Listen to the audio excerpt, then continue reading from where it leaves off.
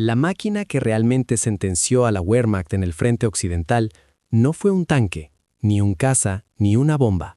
Fue un camión. Un simple, feo y omnipresente camión de transporte americano. Esta afirmación suena absurda, casi un insulto a la legendaria ingeniería alemana que había maravillado al mundo con sus Panzers y sus Messerschmitts.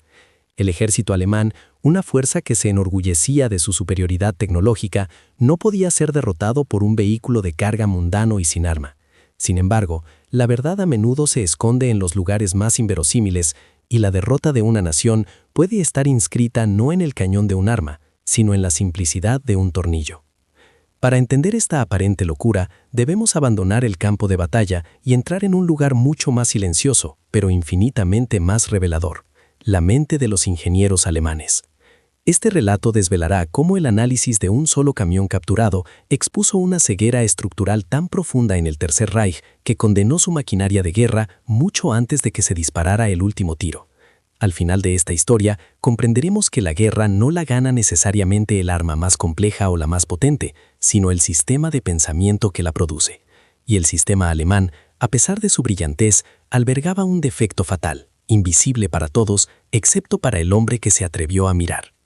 A finales de 1944, el aire en el norte de Francia olía a derrota y a combustible mal quemado. La Wehrmacht retrocedía, aplastada bajo el peso abrumador de la maquinaria industrial aliada. Tras el éxito del desembarco de Normandía, un torrente interminable de hombres y material se derramaba sobre el continente. Para el alto mando alemán, la única esperanza residía en un milagro tecnológico, una Wunderwaffe que pudiera revertir el curso de la guerra. La fe en la ingeniería alemana era lo último que quedaba en pie. Se creía firmemente que el ingenio y la calidad de sus armas podrían, como siempre, superar la burda cantidad del enemigo. La doctrina de Qualitat über Quantitat no era una estrategia, era un artículo de fe. En medio de este caos estratégico, a unos 50 kilómetros del frente, se encontraba un taller de análisis técnico. Era un santuario de orden en un mundo que se desmoronaba. Una nave industrial requisada, convertida en un laboratorio impecable donde el metal enemigo era diseccionado con precisión quirúrgica. Aquí, cada pieza capturada era despojada de sus secretos, analizada bajo la fría luz de la ciencia y comparada con los estándares de la ingeniería alemana. Los informes que salían de este lugar eran evangelios técnicos, documentos que debían confirmar una y otra vez la superioridad innata del diseño germánico y encontrar las debilidades explotables en la tecnología de sus adversarios. El taller era una burbuja de certeza en un océano de duda. El sistema operaba con una lógica prusiana. La complejidad era sinónimo de sofisticación, la simplicidad de primitivismo. Un Tiger era una obra de arte mecánica, cada componente diseñado para alcanzar la máxima eficiencia y durabilidad, una sinfonía de acero y precisión. En contraste, un tanque Sherman era visto con desdén, una solución de producción en masa, barata, ruidosa y carente de elegancia. Esta arrogancia intelectual impregnaba cada informe y cada decisión. Los ingenieros alemanes no solo construían armas, reafirmaban una cosmovisión donde su cultura técnica era la cúspide de la civilización. No buscaban entender al enemigo, sino confirmar su propia superioridad sobre él, un prejuicio que se convertiría en su talón de Aquiles. Un día, sin la fanfarria de un arma secreta, llegó al taller un camión americano de 2,5 toneladas, un GMC CCKW. Estaba cubierto de barro y presentaba algunos agujeros de bala, pero por lo demás estaba intacto. Para los oficiales, era un objeto de baja prioridad, un simple vehículo logístico. Su análisis era un mero trámite, un punto más en la larga lista de material enemigo a procesar. No había gloria en desmontar un camión. No se esperaba encontrar en él ninguna innovación revolucionaria ni ningún secreto tecnológico que pudiera cambiar el curso de la guerra. Era solo un camión, uno de los cientos de miles que los americanos fabricaban como si fueran salchichas, un símbolo de su fuerza bruta, no de su inteligencia. Pero ese vehículo anodino era un caballo de Troya ideológico. No transportaba soldados, sino un concepto, una filosofía industrial tan radicalmente opuesta a la alemana que resultaba incomprensible. Dentro de su chasis simple, de sus piezas estandarizadas y de sus soluciones de diseño eminentemente prácticas, se ocultaba la verdadera arma secreta de los aliados.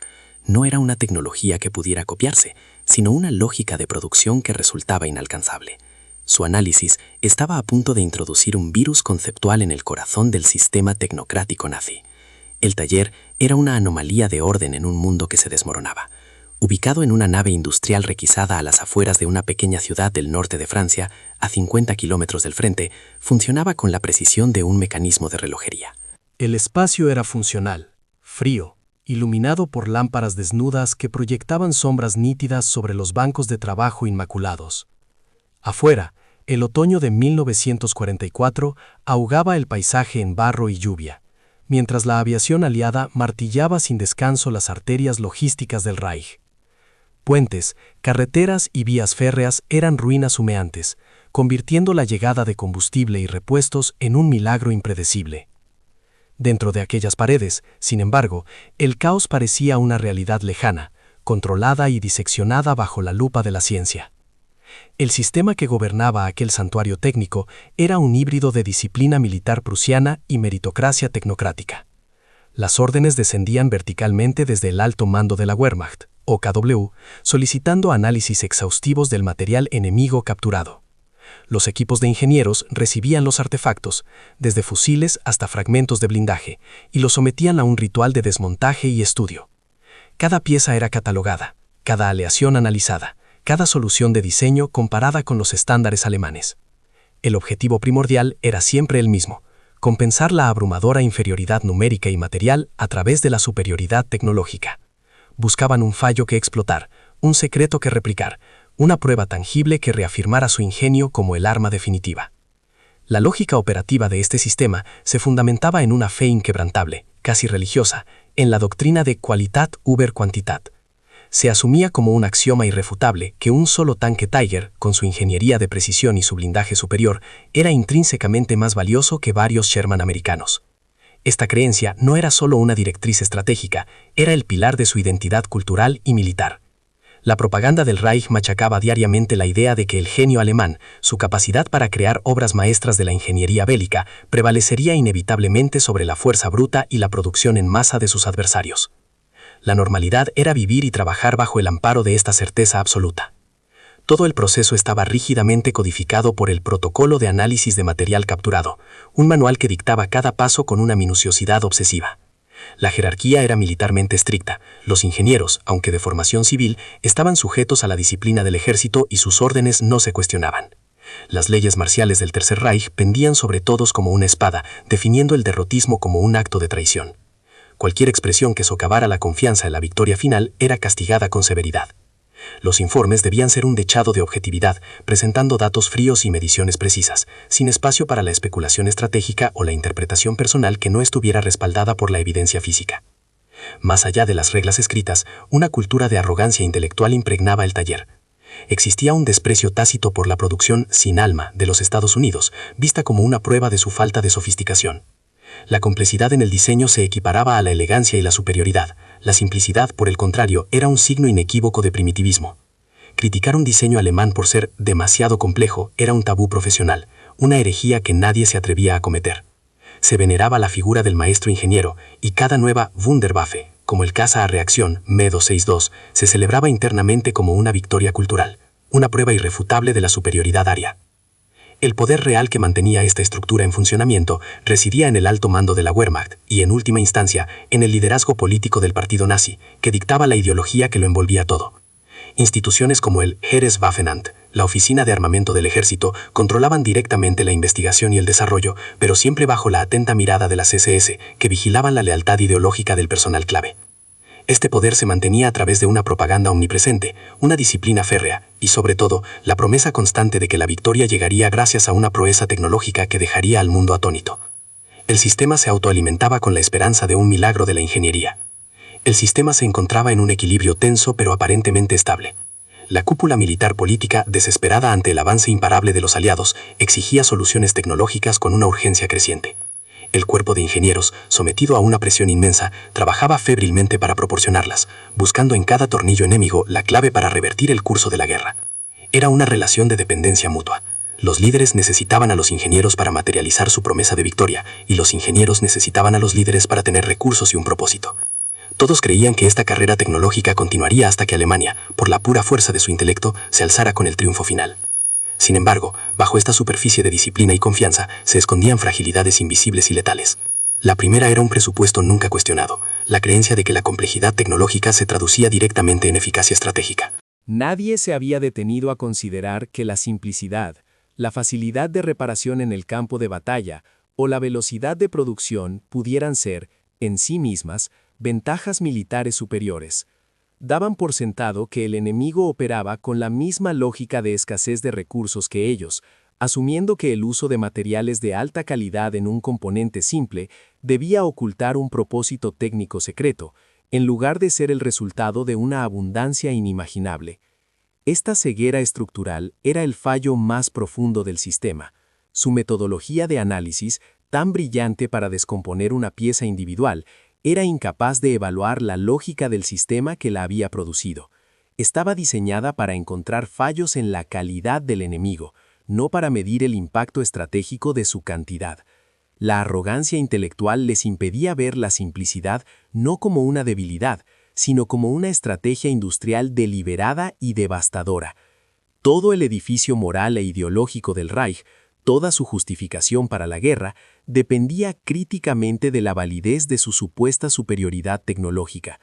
Si ese pilar se demostraba falso, no solo se derrumbaría una estrategia, sino una civilización entera.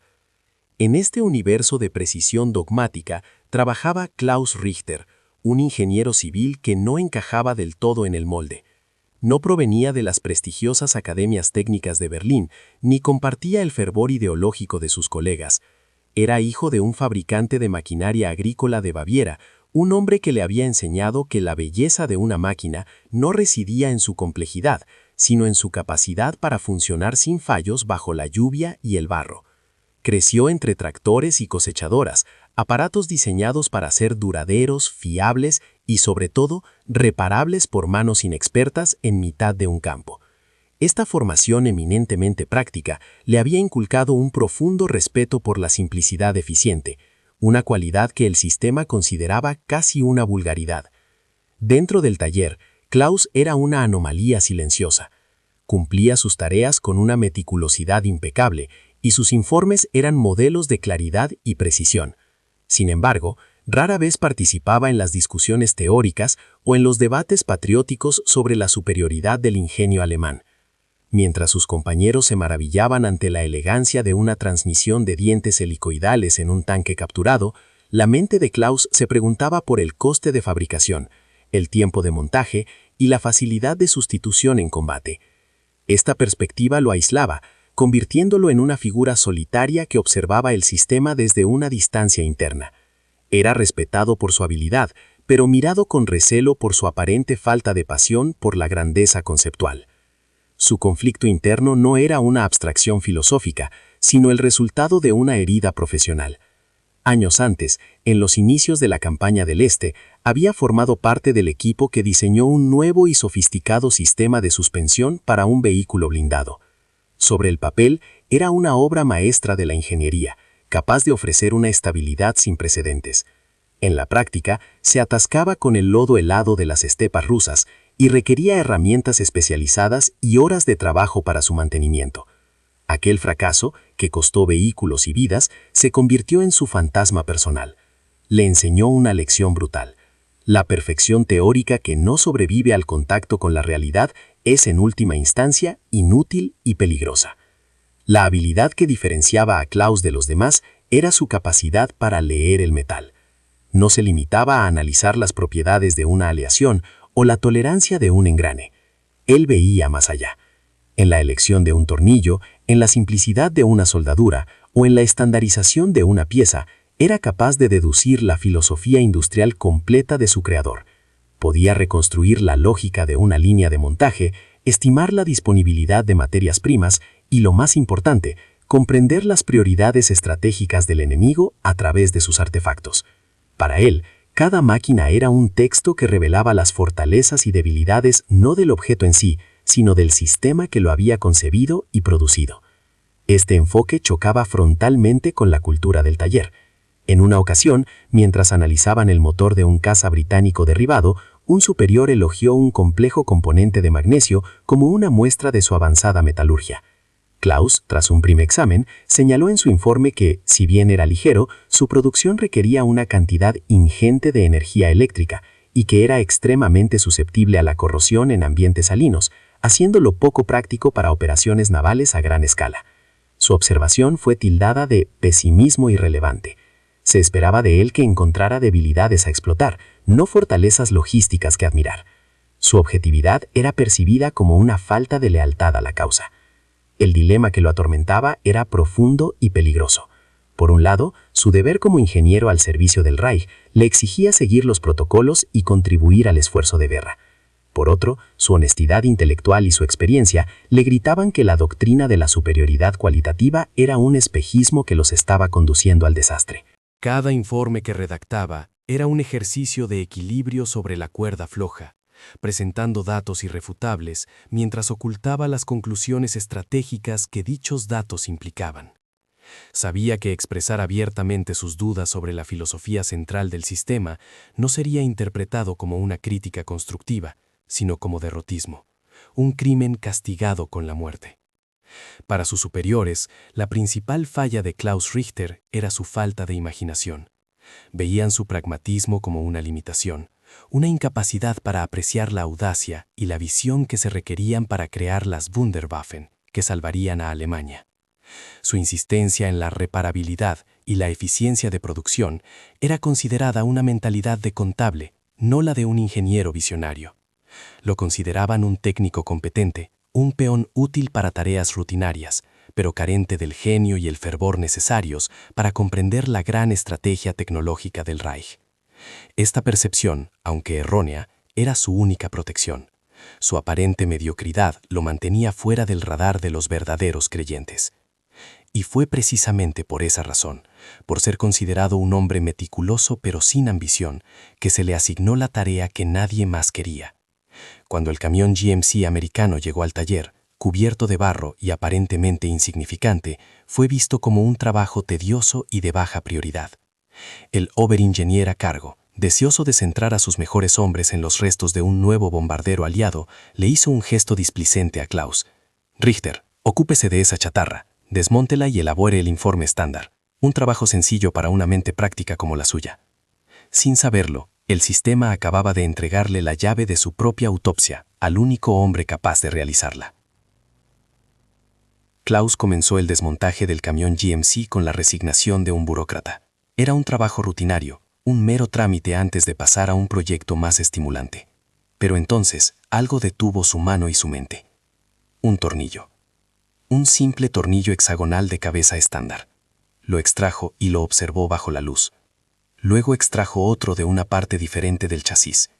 Era idéntico. Y otro del soporte del motor. El mismo. Un único tipo de tornillo, fabricado en masa, se usaba en docenas de puntos distintos del vehículo. Recordó el plano de un camión alemán equivalente. Más de 30 tipos diferentes de tornillos, cada uno diseñado para una función específica, cada uno una obra de arte de la ingeniería. En ese instante, la rutina se hizo añicos. La revelación lo golpeó con la fuerza de un impacto físico. Aquello no era primitivismo, era una filosofía, una estrategia deliberada.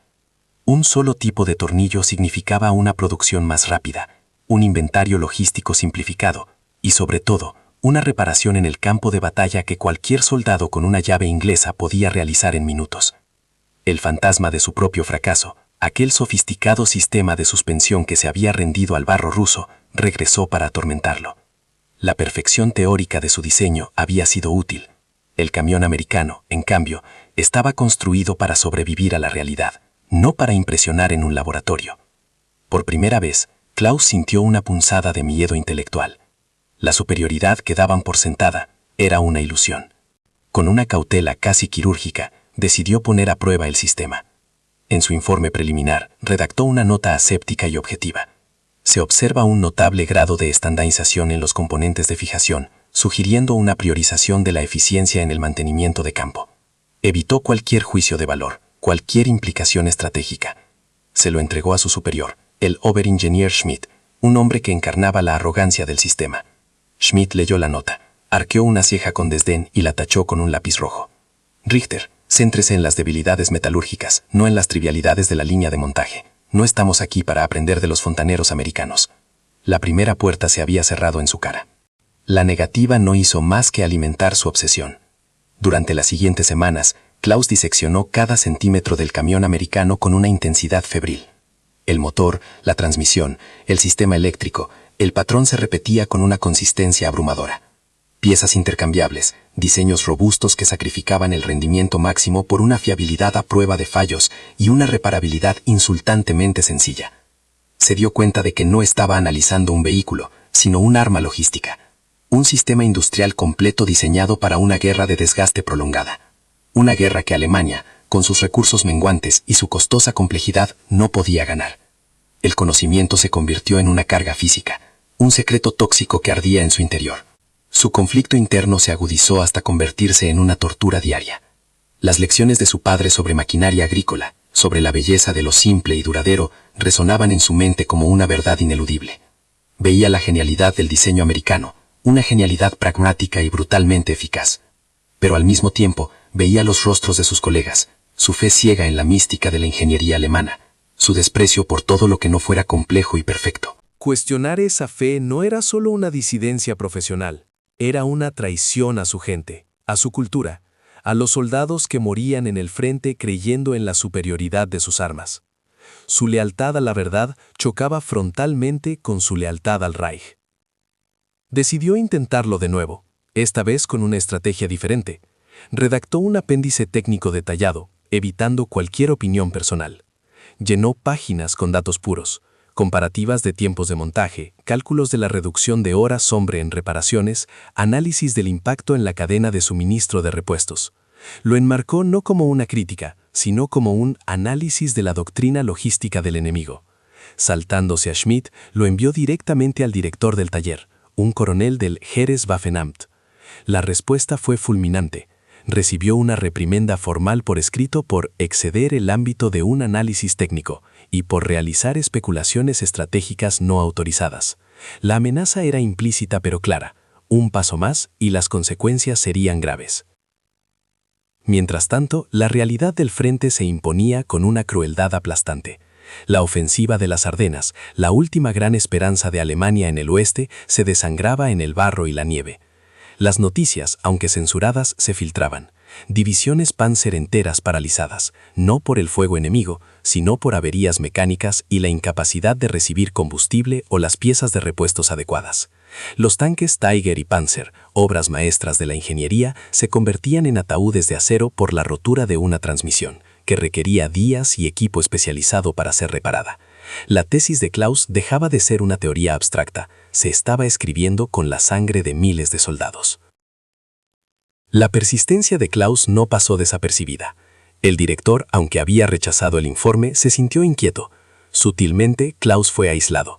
Sus colegas, que antes respetaban su meticulosidad, ahora lo evitaban. Se convirtió en el pesimista, el hombre que encontraba virtudes en la chatarra americana. Los almuerzos se volvieron silenciosos cuando él se sentaba a la mesa. El taller, que había sido su refugio de lógica y orden, se transformó en una jaula de miradas hostiles y susurros. El sistema no necesitaba ejecutarlo, podía simplemente asfixiarlo con el ostracismo. El coste personal de su búsqueda de la verdad se manifestaba en cada gesto de rechazo, en cada conversación interrumpida. La escalada alcanzó un nuevo nivel una tarde gris. Un oficial de la Gestapo, con su impecable uniforme negro, realizó una visita rutinaria al taller para revisar los protocolos de seguridad. Mientras hablaba con el director, sus ojos fríos se posaron en Klaus durante un instante que parecía una eternidad.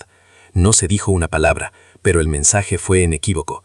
Ya no era un simple ingeniero molesto, estaba en el radar de la seguridad del Estado.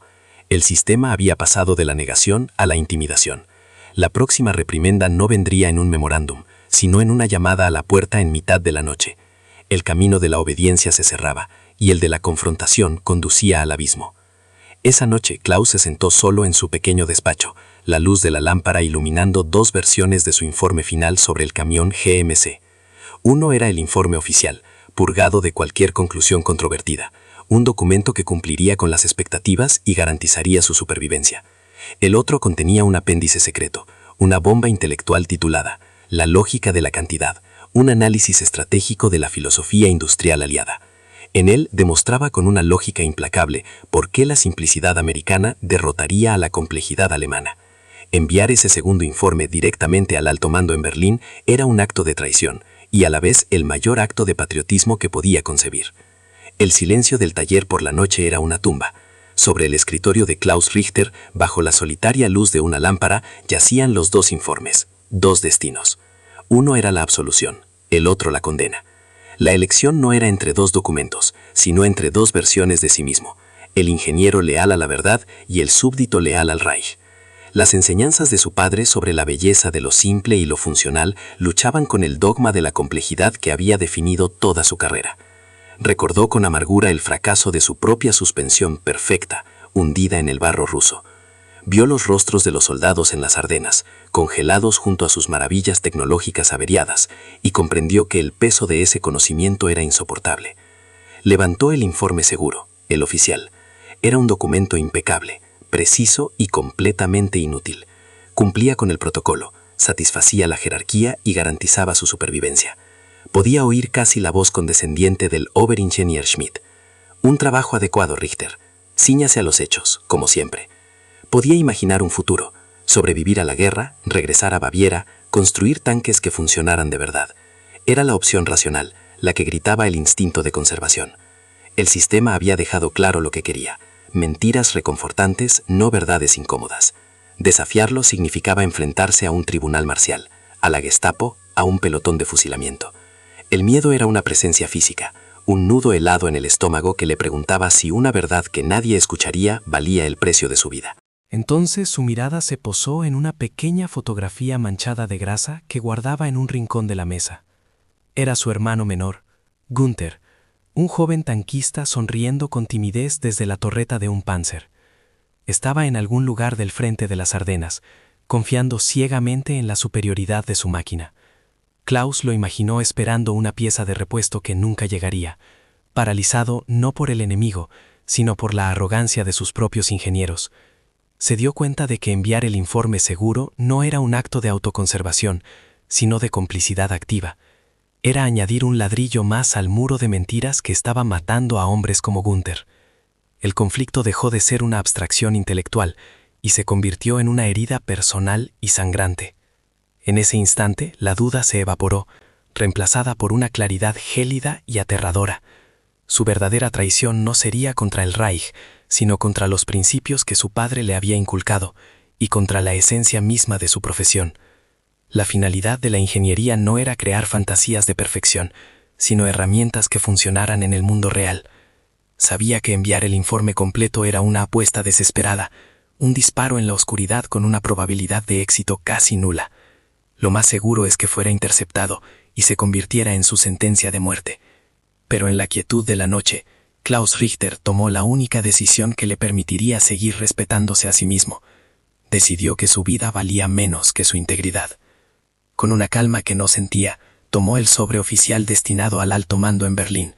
Dentro colocó el informe completo, con su apéndice incendiario integrado directamente en el cuerpo del análisis, haciéndolo inseparable de los datos objetivos.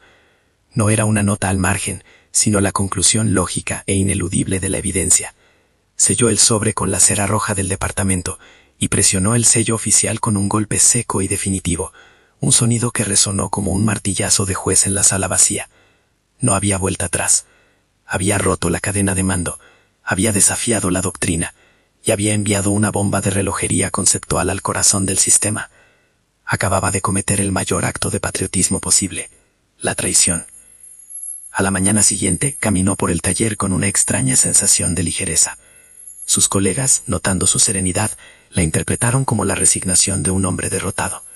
El oberingeniero Schmidt se cruzó con él y le dedicó una mirada de suficiencia, convencido de haber doblegado por fin al ingeniero problemático. «Veo que por fin ha entrado en razón, Richter», comentó con desdén. Klaus se limitó a sentir, sin ofrecer explicación alguna. Sabía que su acto sería visto como una locura, un suicidio profesional y una herejía ideológica. Para el resto del mundo, había elegido saltar al abismo. Su aislamiento ya no era una presión externa, sino una condición asumida, una fortaleza interior desde la que observaba un mundo que ya no era el suyo. Esa noche en su despacho, quemó metódicamente todas sus notas, bocetos y cálculos preliminares. Las llamas devoraron las páginas que contenían el viaje intelectual que lo había llevado a su peligrosa conclusión. No era un intento de borrar pruebas para protegerse, sino un acto simbólico, un ritual de ruptura.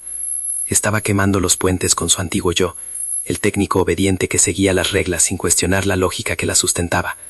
El humo que se elevaba desde la papelera de metal era la pira funeraria de su cobardía. Había cruzado el punto de no retorno.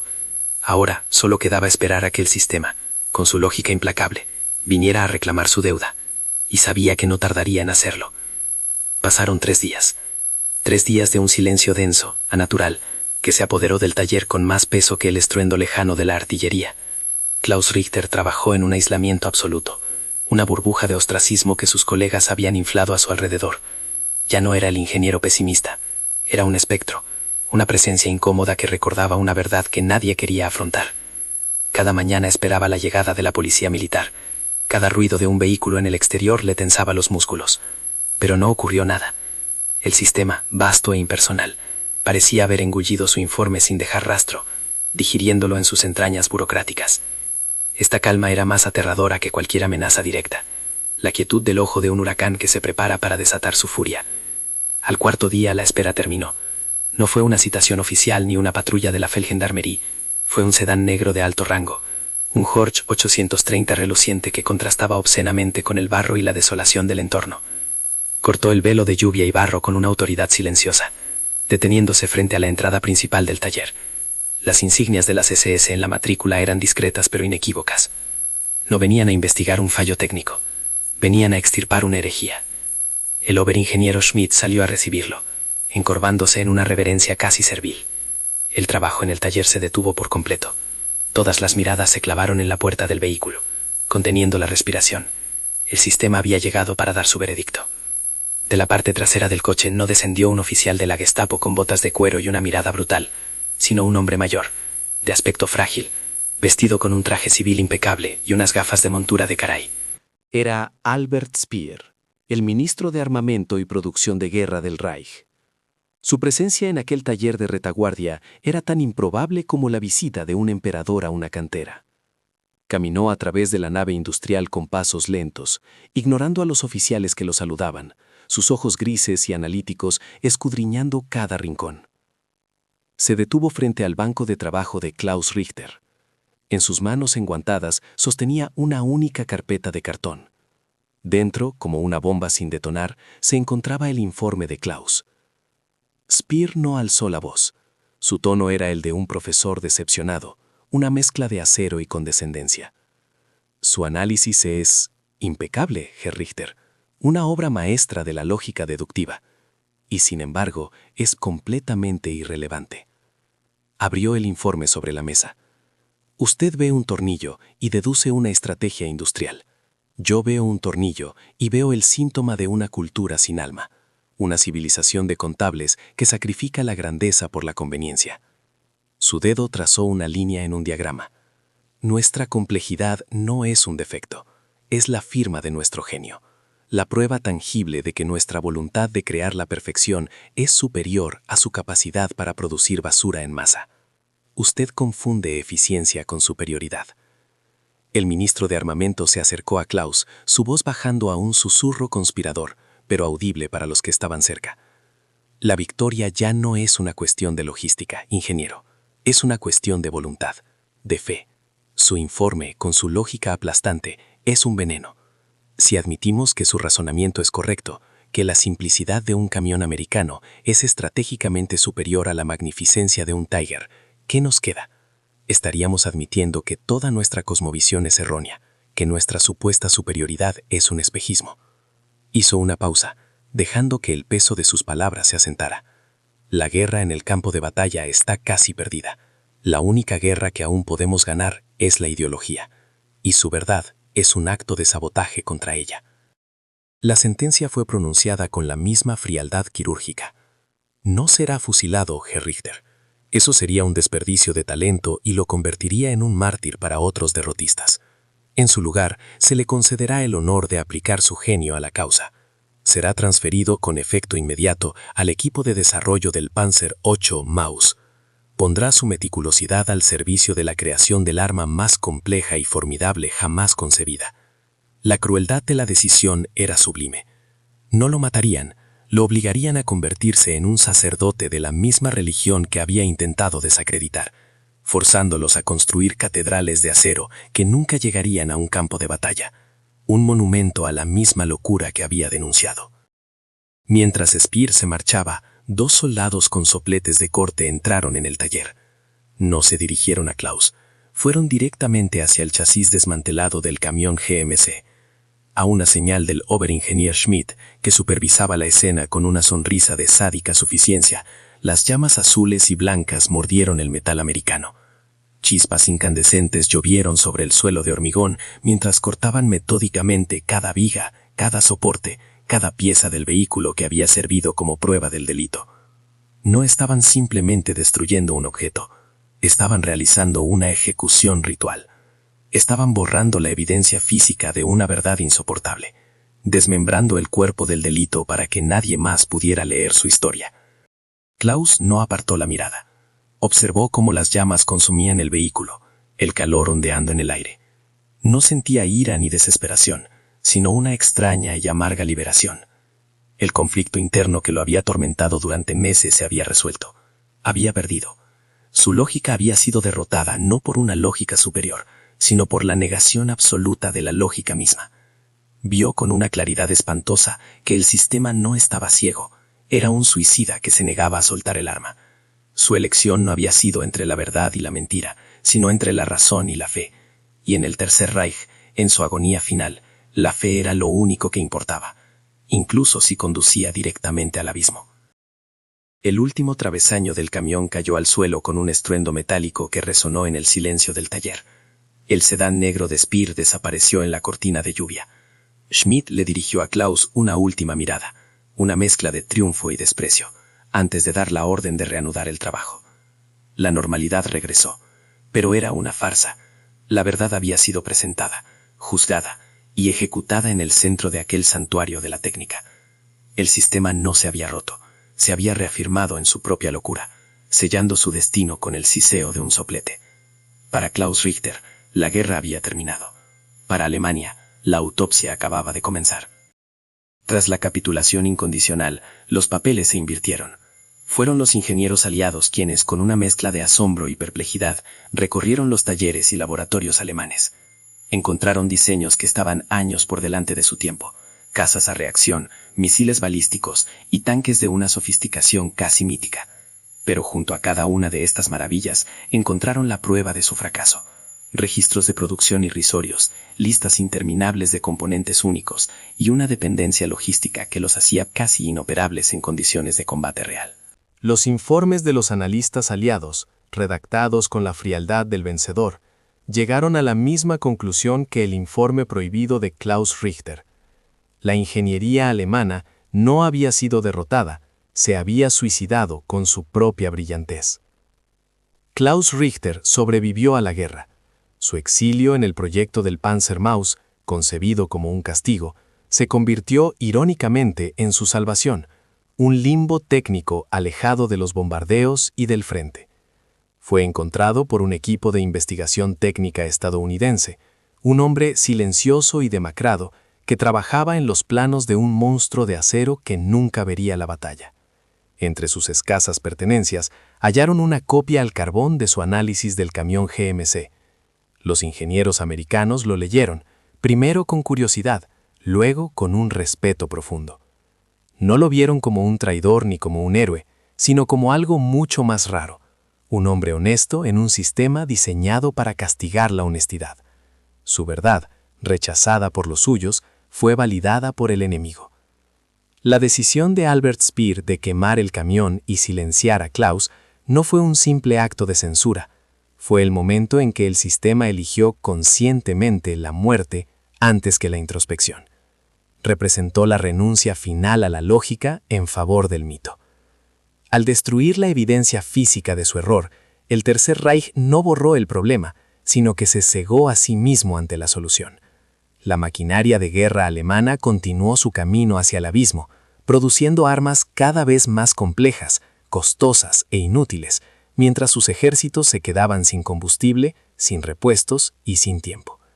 El sistema no colapsó por un ataque externo, sino por una enfermedad autoinmune, su incapacidad para aceptar una verdad que contradecía su propia propaganda. Ahora, la afirmación inicial deja de ser una paradoja para convertirse en una ley inexorable. La máquina que sentenció a la Wehrmacht no fue el camión en sí, sino la filosofía que lo construyó. La guerra no fue una contienda entre el acero alemán y el acero americano, sino entre dos sistemas de pensamiento. Uno, rígido y dogmático, que veneraba la perfección de la pieza individual hasta el punto de sacrificar la funcionalidad del conjunto. El otro, flexible y pragmático, que entendía que la victoria no dependía del mejor tanque, sino de la capacidad de mantener miles de tanques suficientemente buenos en el frente de batalla. La derrota de Alemania no fue un fracaso tecnológico, fue un fracaso de la imaginación.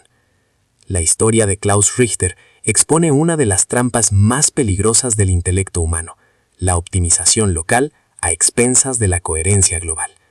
Los ingenieros del Reich eran maestros en perfeccionar el componente. Crearon transmisiones sublimes, cañones de una precisión legendaria y motores de una potencia inaudita. Pero cada una de estas obras maestras añadía una capa de complejidad que hacía más frágil a todo el sistema. Ganaban la batalla del diseño en el laboratorio, pero perdían la guerra de la logística en el barro.